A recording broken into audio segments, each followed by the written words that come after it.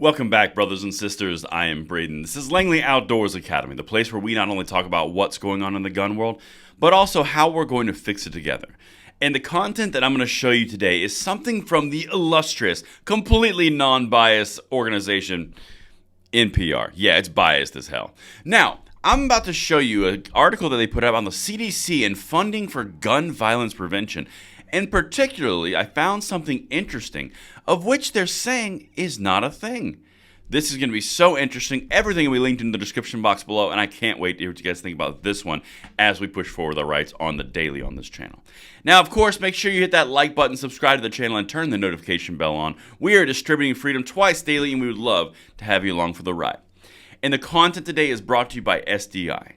Now, I know a lot of you out there like to upgrade and modify your own guns. And if you're looking to turn that hobby into a career, Sonoran Desert Institute can help. Their online programs cover everything from ballistics to woodworking and finishes, shooting, sports management, and more. Plus, all the tools and materials are shipped directly to your door. There's never been a better time to change your life in the positive with something that you love, so what are you waiting for? There's a link in the description box below, and thank you so much to SDI for making this content possible. All right, my brothers and sisters. It's Saturday morning, and we've got to dive into an NPR article that's telling us how the CDC is helping to fund gun violence prevention. But interestingly enough, nothing is new under the sun. Check this out, because they're about to make some very interesting admissions. The CDC is helping states address gun injuries after years of political roadblocks. Now that right there kind of frames it and says Congress only wants the violence. They want things bad to happen because those gun rights and the gun lobby just has Congress by the short curlies. That's not really what it is. In fact, let's dive in a little bit deeper, because as the propaganda grows, we have some dispelling to do. But getting to that point required a compromise to a 1996 federal rule that prohibits the CDC from using federal funds to advocate or promote gun control. Now, if you didn't know that, and later on, because they buried it, that's called the Dickey Amendment. That's something that prevents Congress and the executive branch from using executive bureaucracies like the CDC to fund using federal funds, taxpayer funds, to fund gun control projects and research and advocate for it. That's a far cry from saying CDC is helping states address gun injuries after years of political roadblocks.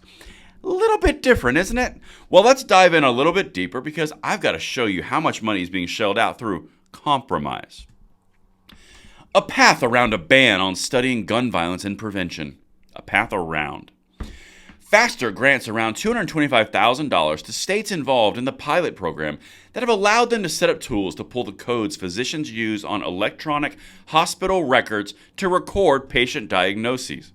The money was made available by a congressional compromise over the 1996 Dickey Amendment. The amendment had largely stifled government research to study firearms violence and prevention. Interesting again how they framed it. However, in 2018, Congress agreed to free up the $25 million for research, and the money was included in the 2020 spending bill. So $225,000 to states to help build a database that says and uses the doctor's codes to find out who, what, when, and where about all the gun violence. But it's not about funding gun control. Do you see the games that they play? Of course, you see this with the Biden administration and a Democratic Congress when this passed. But let's continue, because this is important things to understand as we fight this. Now, this is the actual Dickey Amendment. Remember, the NPR article that we're reading right now says it was a political roadblock to progress. Really? Let's get it. Origins of the Dickey Amendment. The Dickey Amendment arose in response to efforts made in the early 1990s to begin treating gun violence as a public health issue. 1990s public health issue, almost kind of like the common day talking points in 2022 and 2023 that we saw a resurge of around epidemic of gun violence and the scourge of gun violence in America and the biggest healthcare crisis. There's nothing new under the sun. Progressives play the long game. This is a 30-year-old plan. Let's continue. In 1992, the U.S. Centers for Disease Control and Prevention converted its Violence Prevention Division into a center that would lead federal efforts to reduce deaths and injuries resulting from violence. Well, that's interesting, because that's a CDC, that's not the DOJ. That's the whole point.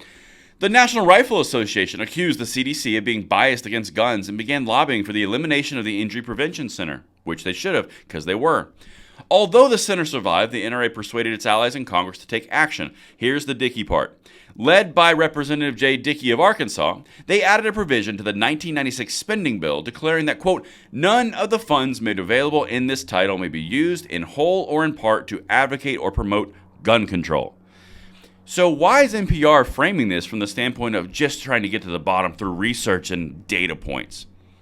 If that was truly the intention, they would have no problem getting the money. But they're not having that intention. They are pushing gun control through federal funds.